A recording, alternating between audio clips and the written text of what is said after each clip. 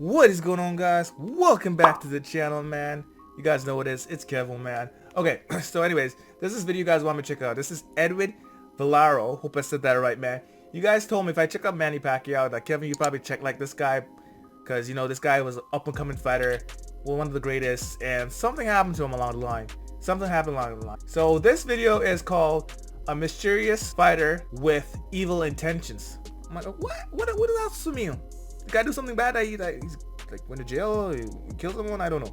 Well, anyways, man, I'm about to check it out, and if you guys haven't checked it out, let me know in the comments down below. If you guys know who this guy is, let me know in the comments down below, and let's get into this damn video, man. Let's go. Two-time world champion has established a remarkable record of 26 wins, no losses, with all 26 wins coming by way of knockout. 26 wins. The undefeated WBC lightweight champion of the world, Edwin Valero.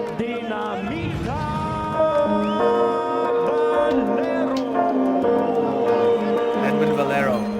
Okay. Let's see what happened to Edwin Valero, man. Meet Edwin Valero, one of the most dangerous men to ever step foot in the ring. He had the fire, the passion, the power, everything it took to be a legendary fighter. What a punch, what a delivery, what hand speed. Born and raised in the rough streets of Mérida, Venezuela, Valero was different from the other kids. Play fighting with friends often turned serious. He had a raging, uncontrollable temper that needed guidance, and thankfully, by the age of 12, he had found a way to channel his aggressive energy, the boxing gym.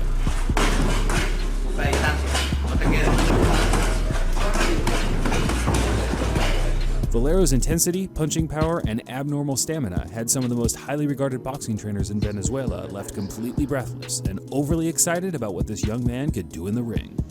The techniques of this youngster, I can see his ability, I can see the power, I can see the instinct that he possessed in this youngster, and it was a matter of maybe polishing that raw talent and building a superstar to this kid. Valero was a standout amateur throughout his late teens. He had a record of 86 wins with a staggering 57 knockouts, an unusually high amount for a young man standing 5'6" and weighing no more than 120 pounds. Wow. It was said that while competing in regional championships, he often knocked out men that had never tasted the canvas before, using his punishing style to close the gap at every second, never giving his opponent a minute of rest. You sparred Valero too, no? Valero. How hard did he hit? He had just, he had already knocked out other guys, so. In sparring? Yeah, all the time. He didn't take it easy on you, He'd go in there trying to knock you out. In Everything sparring took a drastic turn for the worse on February 5th, 2001, when Valero, now age 19, was involved in a severe motorcycle accident in which he was not wearing a helmet. Oh He shit. fractured his skull and had surgery to remove a blood clot. This injury was sustained prior to him launching his pro career, and it created roadblocks to major bodies sanctioning his fights. Valero claimed that his doctor cleared him to fight on January 17th, 2002, and he turned pro that July with a first-round knockout. Wow, first round knockout. That's crazy.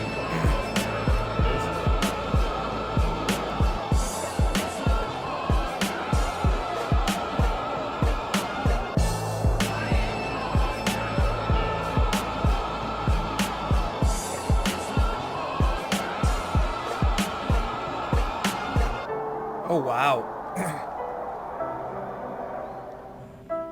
In this freeze frame, you can still see the shaved hair where the huge scar lies on Valero's head from the surgery.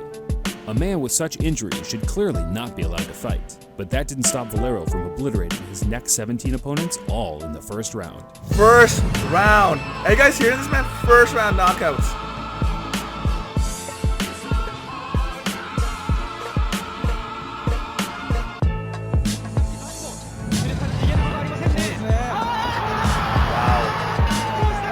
All first round knockouts. That's crazy, man. Edwin Valero, he's strong, he's fast, he's explosive, he's undefeated. He's got all his wins by knockout.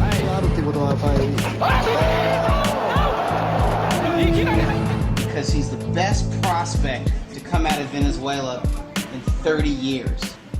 Did you really believe that? Yes, I believe that because it was just vicious. I mean, Valero was Yeah, he beat him up all over his body. He destroyed him. A big step up in class in 2006 saw Valero, who now went by the nickname Dynamite, travel to Panama City to take on WBA super featherweight champion Vicente Mosquera, who was having his homecoming bout after recently winning his title on the road. Panamá reconoce a su loco Mosquera, se notan los golpes de Valero como siempre con fuerza.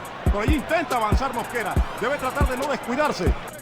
Valero came out like a man possessed and knocked down his opponent twice in the first round. But unlike the rest, Mosquera got back to his feet and battled hard, and to the delight of the fans, mauled Valero into a knockdown in round 3.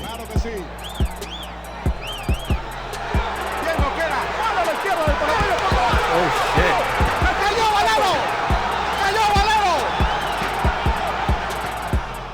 This was the first time Edwin had ever been into the third round, and it wasn't looking good for him at this point.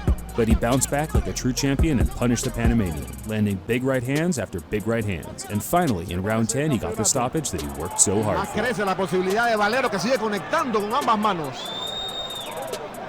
Muy aguado el loco. Se iba a meter la esquina, se iba a meter la esquina, Mosquera se metieron, pararon la pelea, se acabó, nuevo campeón, ganó Valero. That's all over. Noche triste para el boxeo panameño.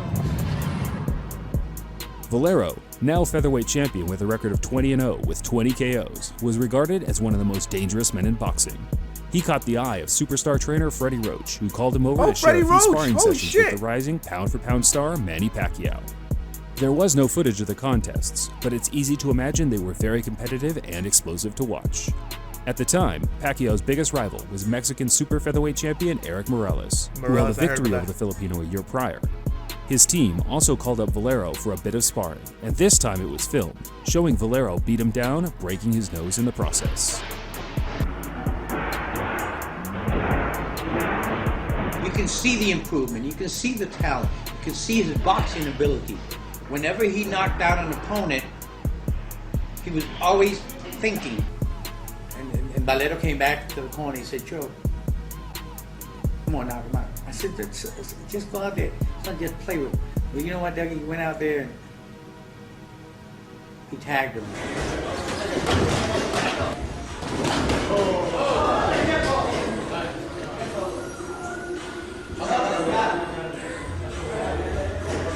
Wow. This guy can get that power back. I mean, it's rare though, it's rare. Somebody got knocked out in sparring. But I've been watching sparring for 15 years. You know what I mean? Like, you know, out here, world-class gyms. I've never seen a sparring session have to get stopped because somebody got hurt until that sparring session between Valero and I think that he's one of those freaks of nature, you know? That, freaks of nature, that's what they call it? He's like the Julian Jackson of the back in the days. All it takes was one punch, and he landed that punch, and the fight was over. Back in the ring, Valero dominated and knocked out his next 4 opponents while defending his super featherweight title before moving up to lightweight to take on Antonio Pitalua for the vacant WBC strap. Valero's improvements over the last couple of years became very apparent, and he knocked out his opponent in the second round, showing once again his ferocious style as he landed 16 unanswered punches in a row. In this flurry, he must force DeMarco to deal with this kind of pressure tonight. It could be the difference. February 6, 2010, a 28-year-old Valero entered the ring for the last time. His opponent for the night was Mexican Antonio DeMarco, who was coming off a string of impressive victories and did his best to negate Valero's skill set in the opening round as he used his 4-inch height advantage to keep the Venezuelan at bay with his jab. Midway through the second round, DeMarco sliced open Valero's face with an accidental elbow, causing a massive amount of blood to seep from his forehead. When he employs that, he's doing it in spots here tonight. Valero with both hands down. Valero saying that he caught an elbow. Now he's got a gash over his right hand. Wow. That didn't come from a punch. I guarantee you that. Holy shit. Wow. Yeah, that is a Wow. The blood only fired up Valero, and he started to completely take over the fight, landing vicious combinations that eventually wore DeMarco down so much he retired on his stool. A marketing statement tonight to tell the world, you haven't seen me, here I am. I am someone to be reckoned with in the lightweight division, and boy is he ever. This kid's good, man. This guy got admit he's good. 27. consecutive stoppages. After his impressive victory, Valero announced he would be moving up another weight class to take on some of the biggest names in the sport. But before he had a chance, disaster struck.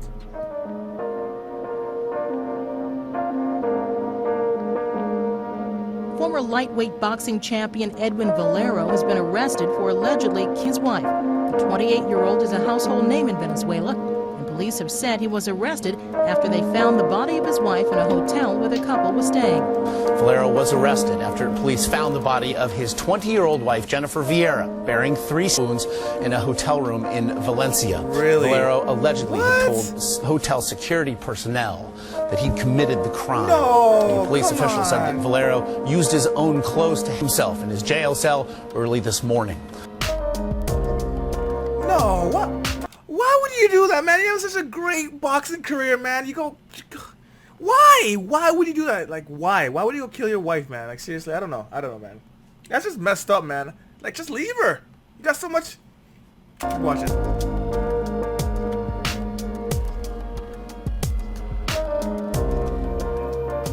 Oh, he killed himself after. Valero left this earth, pleading his innocence, but I find it hard to believe.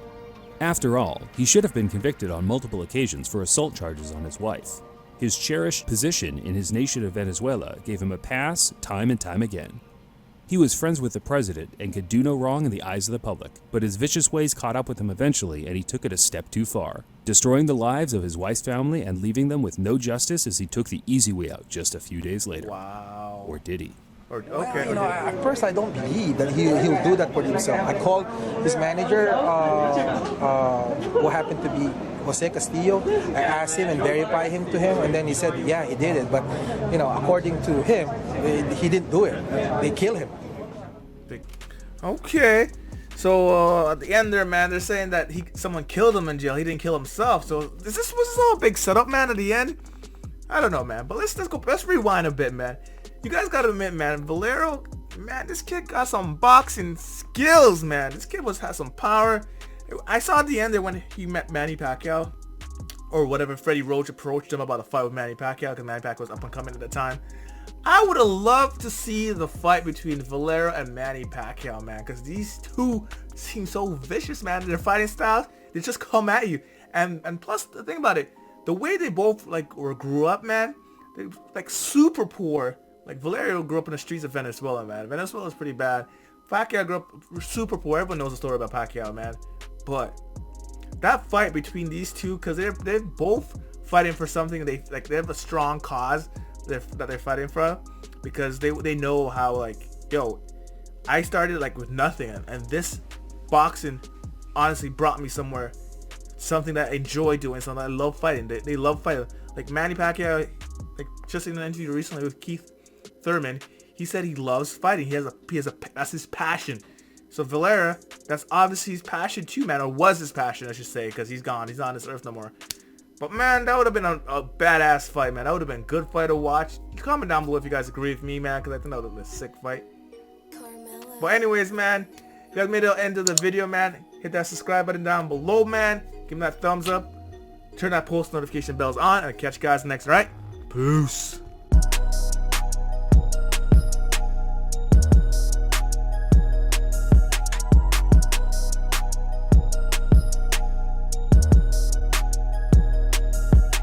Do it! Just do it! Don't let your